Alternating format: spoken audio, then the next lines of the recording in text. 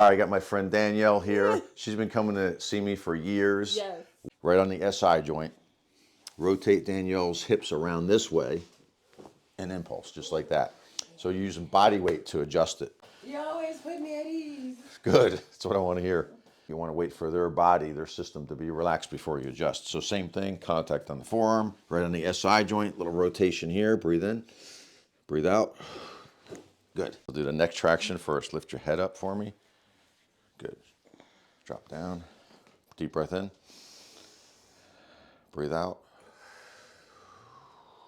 Awesome. So lower cervical, 4, 5, 6. Right there a little bit. Awesome.